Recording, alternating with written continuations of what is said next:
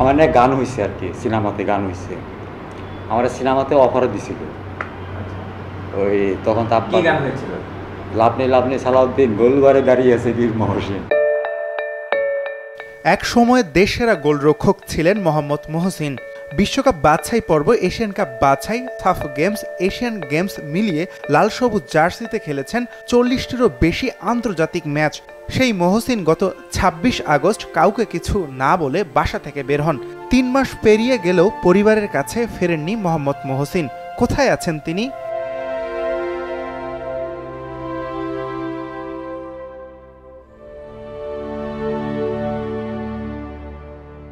মহসিনের মায়ের কান্না থামতেই চায় না। যে সন্তানের কারণে নিজেকে সবসময় গর্বিত মনে করেন, সেই মাকে কোনো কিছুতেই এখন সান্ত্বনা দেওয়া যায় না। তার সন্তান মহসিনের মানসিক ভারসাম্য যে পুরোপুরি নেই। এই বয়সে কে তাকে দেখভাল করছে, কিভাবে আছে? নিজে হাত দিয়ে খাইয়ে 1 মুঠ 2 মুঠ খাইয়ে ভাত ফিরে নিজে হাতে ভাত খাওয়াই। মা হইলো আমার জান। ও ফিরে আসুক, আমি এটাই চাইতেছি, আল্লাহর কাছে কামনা করতেছি, দশজনের কাছে ভিক্ষা চাইতেছি, সবার দোয়া চাইতেছি।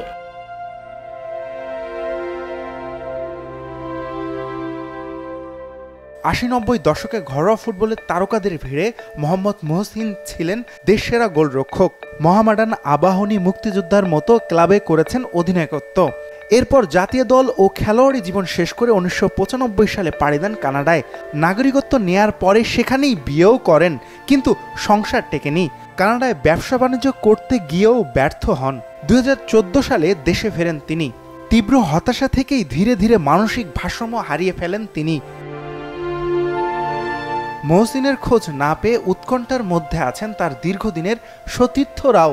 মোহামেডান ও জাতীয় দলে একসঙ্গে মাঠ মাতিয়েছেন সাবেক ফুটবলার ও গোলরক্ষক ছিলেন সাইদ হাসান কানন, যিনি বর্তমানে বাফুফের কার্যনির্বাহী সদস্য। তিনিও মহসিনকে ফিরে পাওয়ার চেষ্টা করছেন। খেলার মাঠে আমাদের যুদ্ধ হইতো, কিন্তু তারপরে আমরা খুব বন্ধু ছিলাম, খুবই ক্লোজ ফ্রেন্ড ছিলাম আমরা।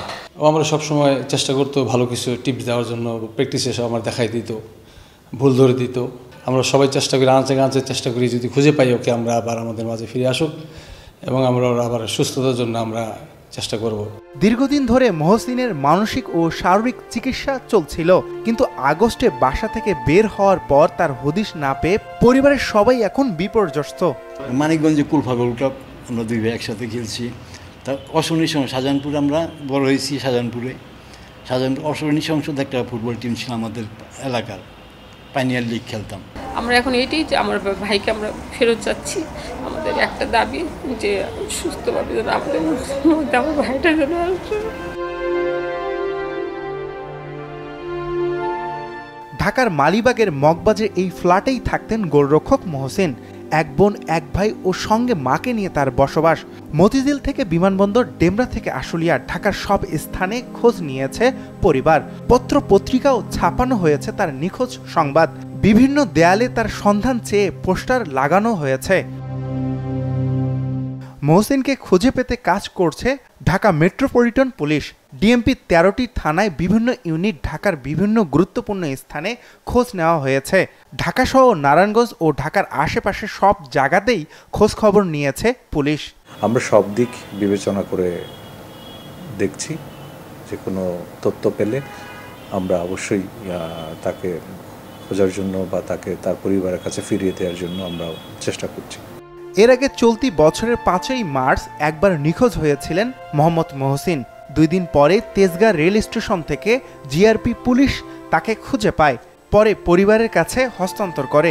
আবারও তাকে ফিরে পাওয়ার আশায় বুক বেঁধে আছেন মহসিনের পরিবার।